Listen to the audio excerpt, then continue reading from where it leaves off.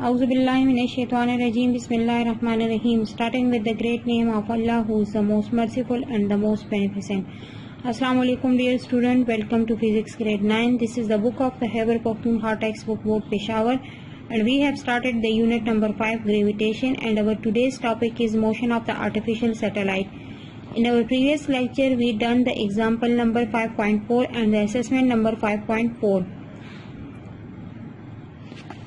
Motion of the artificial satellite. First of all, here is the definition of the satellite. A satellite is a naturally occurring or man-made object that orbits another object larger than itself by force of gravity.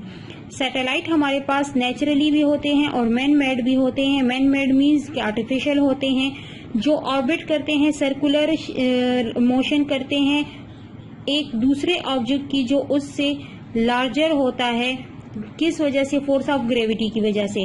The natural body orbiting another body so large that the centre of mass is well with in the larger body is called the natural satellite of that body.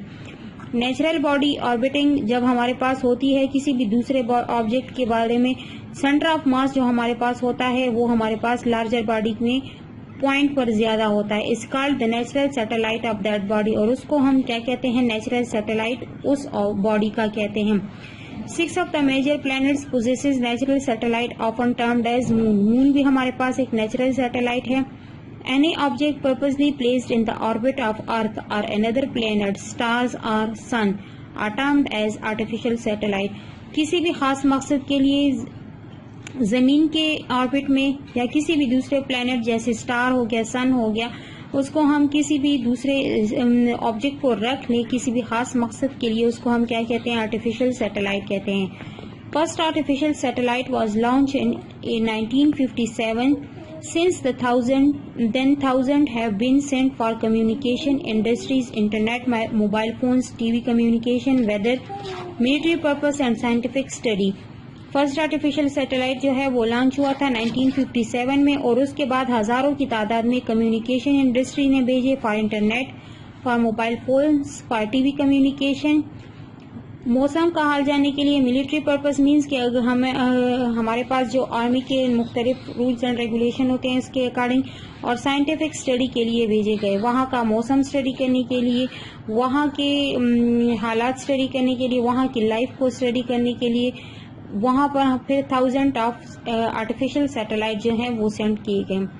A satellite is put into the orbit by moving it to high altitude and then accelerating it to a sufficiently high tangential speed with the use of the rocket. Satellite को orbit में put किया जाता है बहुत ही ज्यादा बुलंदी पर और फिर इसको एक्सेलरेट किया जाता है with the tangential speed, high tangential speed के साथ. किस चीज से? रॉकेट के जरिए से. As shown in the figure 5.7. ये एक आर्टिफिशियल सैटेलाइट को उन्होंने रखा हुआ है और वो उसको हाई स्पीड दे रहे हैं. किस चीज से दे रहे हैं? हम रॉकेट के जरिए से उसको हाई स्पीड दे रहे हैं. Speed adjusted so that satellite travel in the circular path. और इसकी स्पीड को एडजस्ट किया हुआ है ताकि हमारे पास आर्टिफिशियल सैटेलाइट जो है वो हमारे पास सर्कुलर पाथ में मूवमेंट कर सके. If the speed is too high the spacecraft either move in elliptical orbit or will not be confined by Earth's gravity and will escape never to return. अगर हमारे पास स्पीड जो है वो बहुत ज्यादा होगी तो ये हमारे पास इलेक्ट्रिकल ऑर्बिट में मूव करेगा, जो हमारे पास अर्थ की ग्रेविटी में क्या होगा? उसके पॉइंट में नहीं आएगा, तो वो हमारे पास फिर क्या हो जाएगा? वो हमारे पास एस्केप कर जाएगा, वहां से निकल जाएगा और फिर वापस रिटर्न नहीं होगा.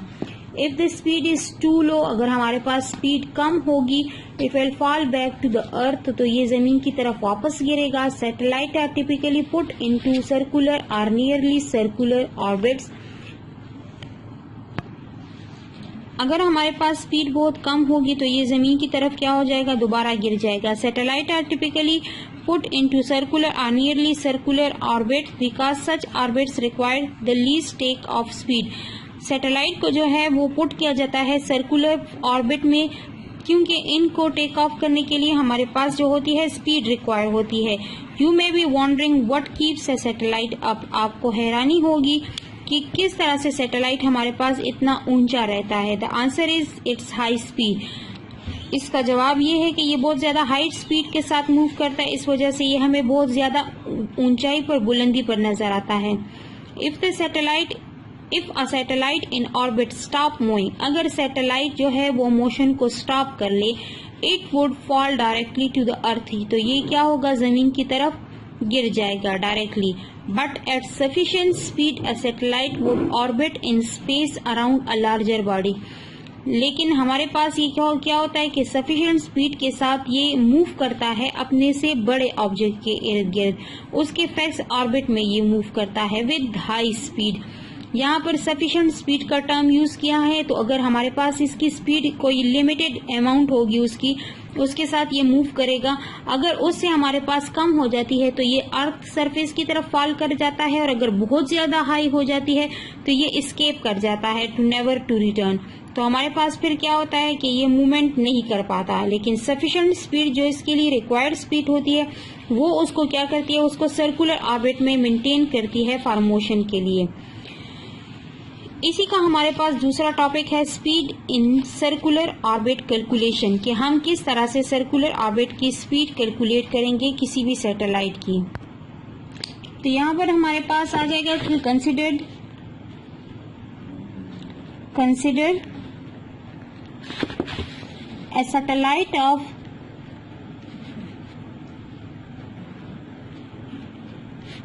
of mass ms revolving in a circular orbit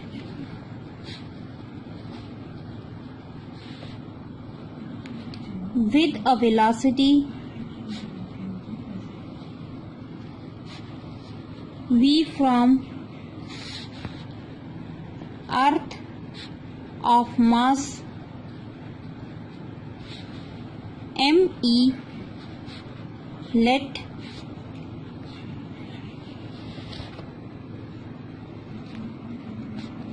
r be the distance between r हमारे पास डिस्टेंस हो गया, v हमारे पास वेलोसिटी हो गई। तो हमारे पास फाइंड हमने क्या करना है, ऑर्बिटल स्पीड फाइंड करनी है कि किस वेलोसिटी के साथ हमारे पास जो सैटेलाइट है वो किसी भी ऑर्बिट में मूव करता है। Between the centre of earth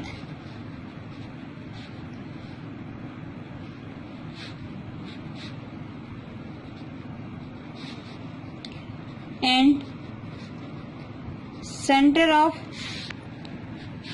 satellite, हमारे पास आर जो है वो हमारे पास centre of earth and centre of satellite के दरमियान डिस्टेंस हो गया।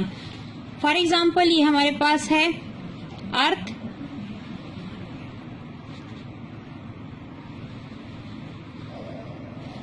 ये हमारे पास अर्थ हो गया, ये हमारे पास सेंटर ऑफ अर्थ हो गया। इसके इर्द गिर्द हमारे पास सैटेलाइट जो है वो क्या कर रहा है, वो मोशन कर रहा है इन द ऑर्बिट। यहाँ पर हमारे पास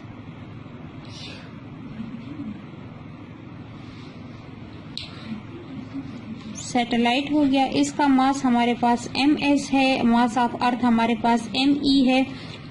इस वेलोसिटी के साथ, जिस वेलोसिटी के साथ ये मूव करता है, इसको हम टेंजेंशियल वेलोसिटी कहते हैं। इसको टेंजेंशियल वेलोसिटी क्यों कहते हैं, क्योंकि ये हमारे पास जो होती है वो 90 डिग्री के एंगल के साथ बिल्कुल बड़ी मूव कर रही होती है to the surface of earth के। यहाँ से यहाँ तक हमारे पास डिस्टेंस क्या हो गया, इसको हम हाइट h का नाम दे देंगे, और रेडियस ऑफ अर्थ हमारे पास हो जाएगा re के बराबर। तो हमारे पास according to law of universal gravitation, according to law of universal gravitation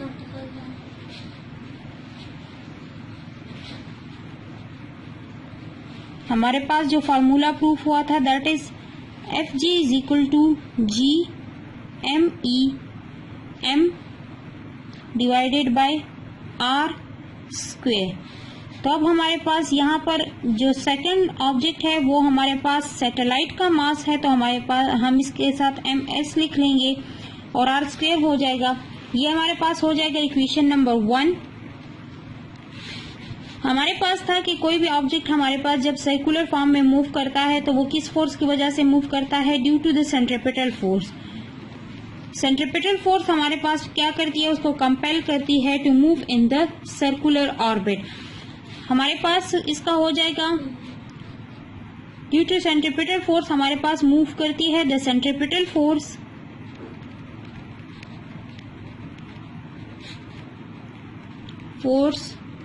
to keep satellite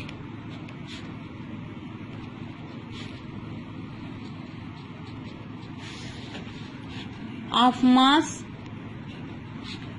ms revolving in circular orbit or radius r with velocity v is given by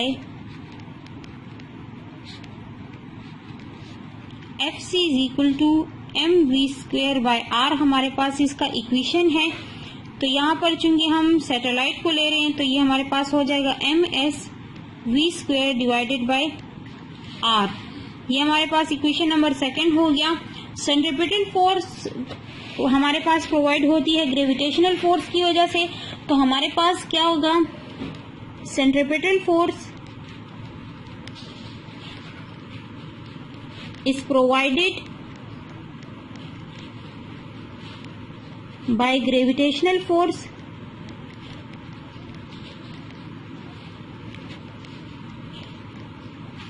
then Fg is equal to Fc। this become equation number 3। हमारे पास force of gravitation and centripetal force are equal, या हम comparing कर लेंगे दोनों equations की। हमारे पास आ जाएगा Fg हमारे पास बराबर है Gm1 m2 divided by r square के।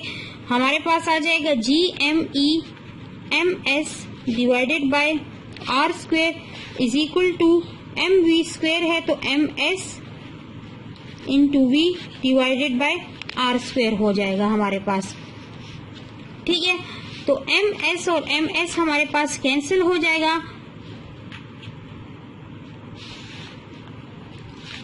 एक स्क्वायर r का इस एक r के साथ कैंसिल हो जाएगा, हमारे साथ रह जाएगा Gme is equal to v by r।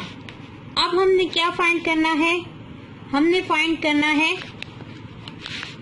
Speed को, सैटेलाइट की स्पीड को फाइंड करना है, टेंजेंशियल स्पीड को फाइंड करना है।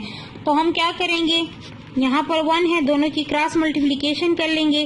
हमारे पास आ जाएगा Gme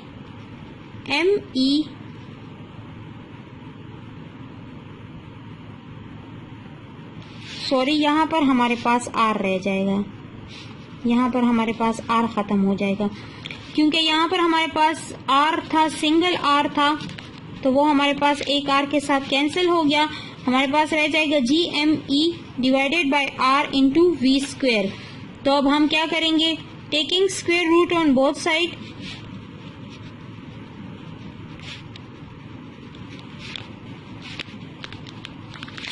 हमारे पास आ जाएगा V square under the square root divided by Gme divided by r। Square इस अंडर रूट के साथ कैंसिल हो जाएगा, हमारे पास आ जाएगा v under root Gme divided by r। अब हमारे पास क्या है कि हम r को ले रहे होते हैं हाइट पर, वेयर, क्योंकि हमारे पास क्या होता है कि सैटेलाइट जो है हमारे पास बहुत ज्यादा हाइट पर होता है, where h is the height of satellite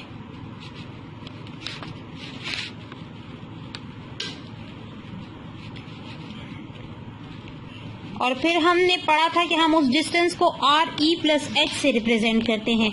तो हम r की जगह पुट कर लेंगे re प्लस हमारे पास यहाँ पर आ जाएगा re प्लस एच। अब इस इक्वेशन में हमने वैल्यू पुट करनी है। जी हमारे पास है 6.67 multiply by 10⁻⁻11 newton metre square पर किलोग्राम स्क्वायर के बराबर है। मास ऑफ अर्थ हमारे पास है 6 multiply by 10⁻24 kg। Radius of earth हमारे पास है 6 multiply by 6.4 multiply by 10⁻6 metre. और हाइट हमारे पास क्या हो जाएगी? हाइट हमारे पास हो जाएगी 3.59 मल्टीप्लाइड बाय 10⁻7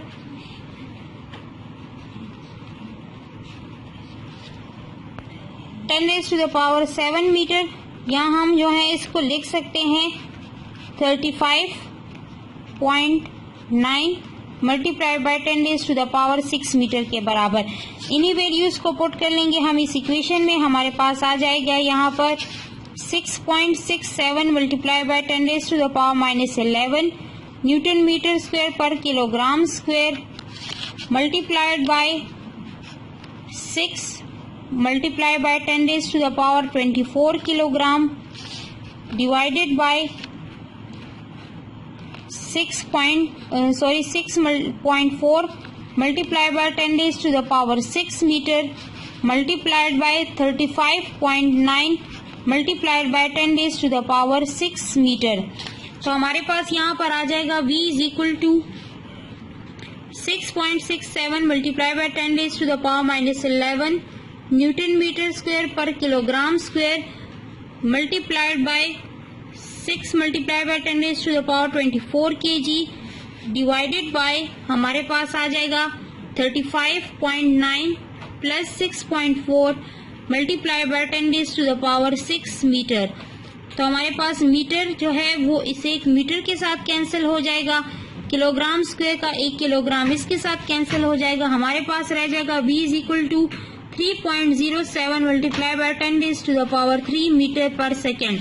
अगर हम किलोमीटर पर सेकेंड में इसको लेते हैं तो हमारे पास आ जाएगा 3.07 10⁻3 रिप्रेजेंट किलो एंड मीटर पर सेकेंड। तो ये हमारे पास क्या हो गई? ये हमारे पास ऑर्बिटल स्पीड हो गई। बुक में एक नजर देख लें इसको। पेज नंबर हमारे पास है 141। In circular orbit, a satellite has a constant tangential speed called the orbital velocity।